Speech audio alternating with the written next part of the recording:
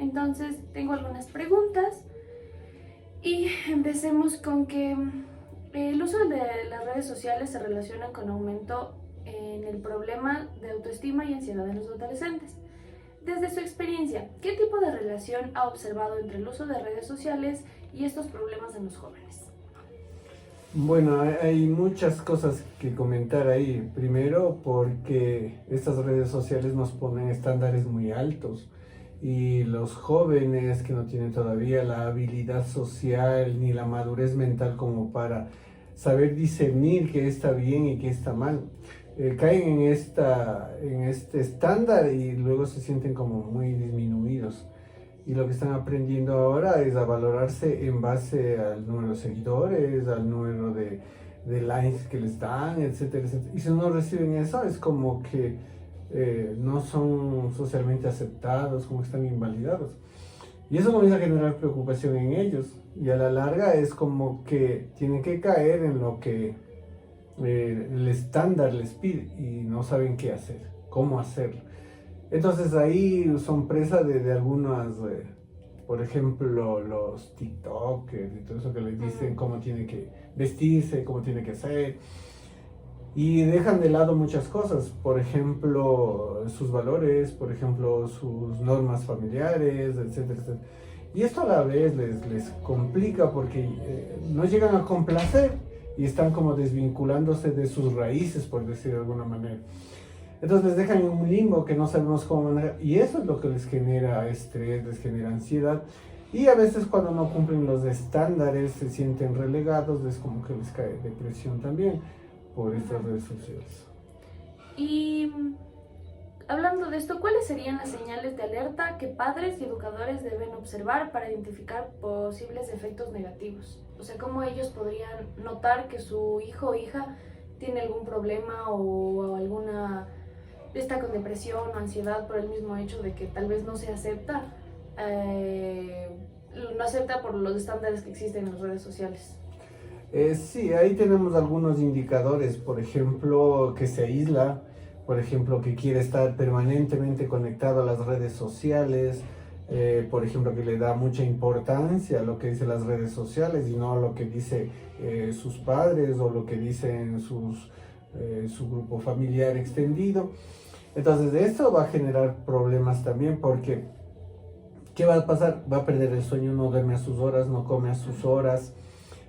También está muy callada o está como ansiosa de querer seguir en esto de las redes sociales, etcétera, etcétera.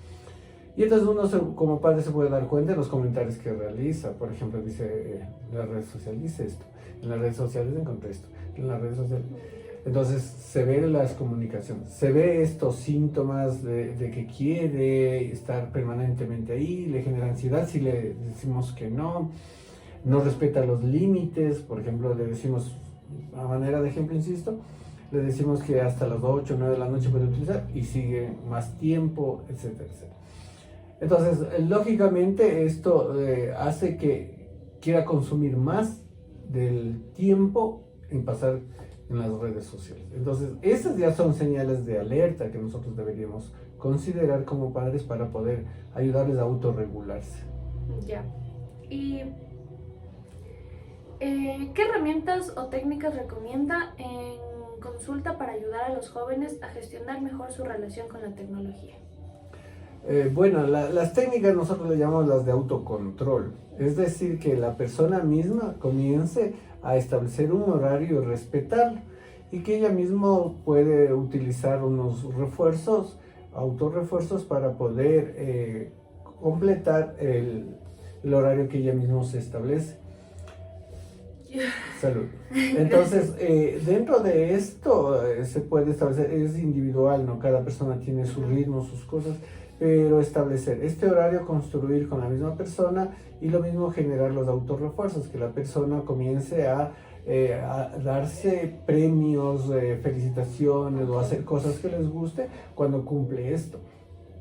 Si rebasa de esta iniciativa, de esta técnica, debemos acudir a los padres para que ellos nos ayuden a autorregularle. Entonces ellos van a hacer el papel de supervisores para que motiven, ayuden a que el joven, el adolescente o la adolescente pueda ir cumpliendo estos horarios. De esa manera estamos involucrando a la familia y además de eso ver las necesidades. El diálogo con los padres es fundamental en esto, pero el diálogo en el sentido de generar argumentos, por qué sí y en qué momentos puede utilizar y por qué no y por qué en qué momentos no puede utilizar. Entonces siempre es con argumentos, no simplemente decir no, ¿por qué no? Entonces no le ayuda a la persona a entender las razones. Siempre los argumentos, y eso hará que la persona cuando esté sola con esos argumentos podrá lidiar y podrá ayudarse a gobernar estas emociones o estos impulsos que le están llevando a querer consumir más redes sociales. Y hablando como que de los límites, como según usted, más o menos a qué edad es apropiado que un niño o niña empiece a tener acceso a la tecnología. A ver, eso es un poco controversial. Yo lo que pienso es que todo el tiempo debe estar tener acceso a la tecnología, a las redes sociales. El tiempo de usar debe ser diferente, muy diferente. Si son pequeñitos, lo mínimo posible, ¿sí? Si ya son adolescentes y estamos en ¿qué podemos decir? Boom de que todos los adolescentes necesitan redes sociales, no le podemos decir que no utilice porque le estamos como excluyendo de este desarrollo social.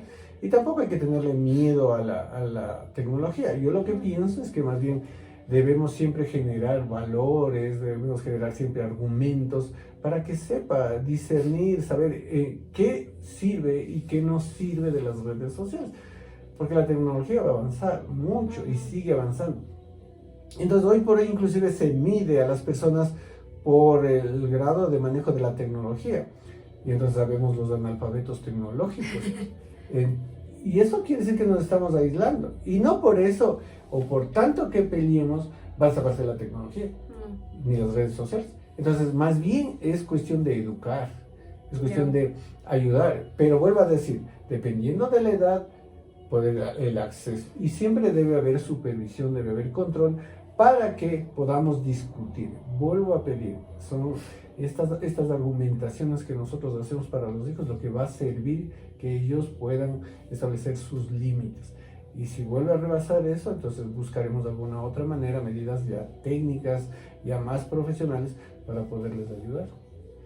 Y como había comentado que también, por ejemplo, al usar la tecnología y todo esto, no tenían sus horarios de sueño o de comida correctos.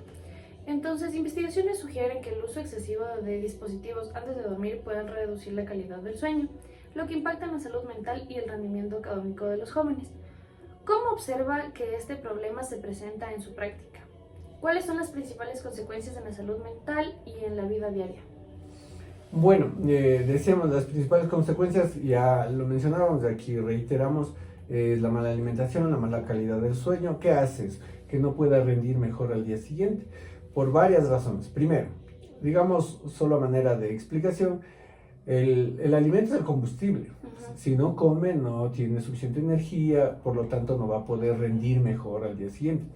El sueño es un limpiador del organismo, es como un desintoxicante. Entonces, si no duerme, al día siguiente va a tener como pesantez en el cuerpo, en la cabeza, y no va a poder asimilar la actividad, la enseñanza o las actividades escolares, etcétera, etcétera. No lo va a poder hacer. Eso ya se vuelve un círculo vicioso. Entonces, baja el rendimiento académico, baja el rendimiento escolar, y no vuelve a comer y no vuelve a dormir y sigue empeorando las cosas. Entonces, eso es como le va a afectar. Y dentro de eso también la salud mental, que hace que la persona no tenga dominio propio. Porque lo que nosotros buscamos es que la persona se domine a sí misma. De esa manera va a autorregular las cosas. Entonces, también dependiendo de la edad, como la pregunta anterior, necesitamos una supervisión y establecer hábitos adecuados para que puedan dormir a sus horas, comer a sus horas. De esa manera puede tener mejor energía, mejor desintoxicación del cuerpo y va a poder rendir mejor al día siguiente en las actividades que tenga que hacer. Ya. Y aunque la tecnología tiene beneficios, los estudios subrayan que la importancia de un uso equilibrado para evitar riesgos. Entonces, ¿Qué recomendaciones daría a los jóvenes para aprovechar las ventajas de la tecnología sin caer en el uso excesivo? Lo que habíamos mencionado, abriendo un poco más, podríamos decir que el autocontrol, el dominio propio, hay que desarrollar. Y eso es en todo, en todo.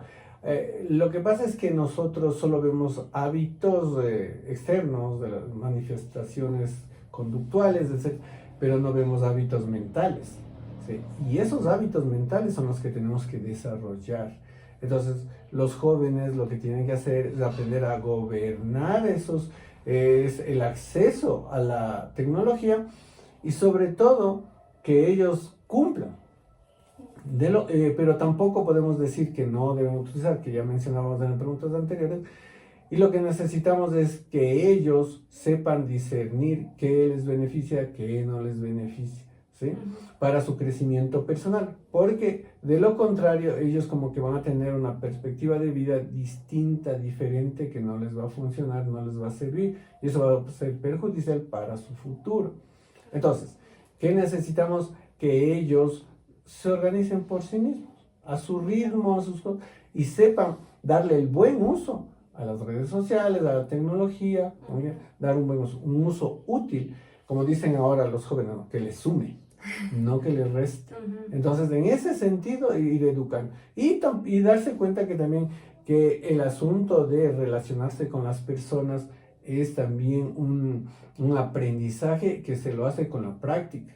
No puedo coger yo un TikTok y decir, a ver cómo tengo que hacer, y voy y me relaciono con las personas. No resulta tan práctico.